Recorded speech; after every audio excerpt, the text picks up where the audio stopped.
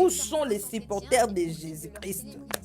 Hommes de Dieu, femmes de Dieu, vous qui supportez la CAN, vous qui partagez le match sur vos profils, vous devez vous révolter. Remarquez, quand vous partagez la parole, il n'y a pas assez de vie. Mais quand vous partagez le match sur vos profils, c'est par là qu'il y a beaucoup de vie. C'est par là que vous devez vous lever et prêcher à ceux qui se connectent pendant le match. Pendant le match, vous devez profiter à lancer des versets bibliques, à prêcher ces assoiffés de match. Même si l'équipe de votre pays gagne, ça ne va rien changer dans votre vie. Même si vous avez gagné la coupe, même si vous avez remporté la coupe, ça ne va rien changer dans votre vie. Mais c'est lui qui est capable de changer votre vie. Non, lui, vous n'aimez pas les regarder, vous n'aimez pas l'écouter, vous n'aimez pas l'écouter, vous n'aimez pas les lire. Mais ce qui ne changera rien dans votre vie, c'est là, par là que vous vous attachez. Nous devons nous lever, femmes, hommes de Dieu.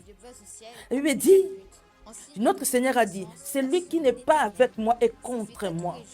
Celui qui ne s'ensemble pas avec moi se disperse. Tous ceux qui ne s'ensemblent pas avec vous viennent s'assembler avec vous par le match. Comment être avec eux? Pourquoi être avec eux? On ne mélange pas les choses spirituelles avec les loisirs. Hommes de Dieu, restez à votre poste. Restez dans vos postes. Ne mélangez pas les choses spirituelles avec les loisirs. Vous êtes hommes de Dieu. Vous prêchez la parole, les gens se connectent sur vos profils pour écouter la parole et non pour regarder le match. Les gens se connectent sur vos profils pour prier et non pour regarder les matchs. Il y a des chaînes de matchs, il y a des télés de matchs, mais ce ne sont pas vos profils. Vos profils sont là. Si les gens se connectent sur vos profils pour prier, mais non pour regarder le match. Repentez-vous, hommes de Dieu. Révoltez-vous. Révoltez-vous. Regardez les incrédulités de l'homme. Les hommes que Jésus-Christ avait accepté de mourir pour eux. Ils refusent Jésus. Ils préfèrent les loisirs que Jésus-Christ. Ils préfèrent la distraction que Jésus-Christ. Alors, ceux qui jouent les matchs là, même s'ils deviennent des millionnaires, ils ne pourront pas changer vos vies.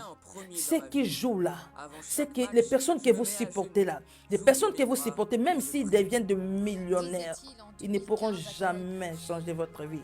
Ils ne viendront jamais vous aider. Même si vous tombez malade, vous souffrez, ils ne viendront jamais vous aider. Mais celui qui est prêt à vous aider, celui qui est accepté de mourir, d'être blessé pour que vous soyez guéris, c'est lui que vous rejetez. Il préfère les loisirs que Jésus-Christ. Oh, quel temps où nous vivons. Répentons-nous. À bon entendeur, salut. Mais certains sont chrétiens et profitent de leur célébrité pour évangéliser. D'autres sont plus discrets, en quête de foi à mener son enquête afin de découvrir qui sont ces footballeurs chrétiens. Navas. Issu d'une famille pratiquante, Navas est un croyant très investi. Avant chaque match disputé par Keylor Navas, la petite famille a pris l'habitude de prier ensemble. Dieu vient en premier dans ma vie. Avant chaque match, je me mets à genoux, j'ouvre mes bras et je prie. Disait-il en 2015 à Canal+. Il a dit encore: Depuis que j'ai accepté Christ dans mon cœur, mon but principal est d'atteindre la vie éternelle et de pouvoir être avec lui. Olivier Giroud. Olivier Giroud croit en une autre étoile que celle que l'on coud sur les maillots, celle de Jésus.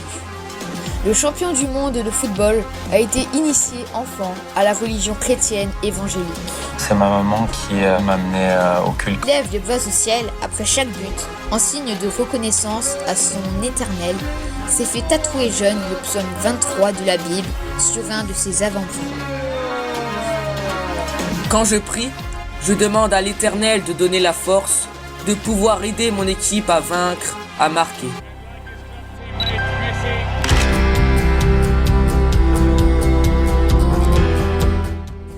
Falcao, le champion de 35 ans, a posté une photo sur son compte Twitter où il porte un t-shirt disant I belong to Jesus.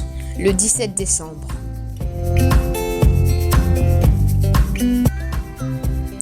Quand il signait des autographes, il n'hésitait pas à ajouter Jésus vous aime.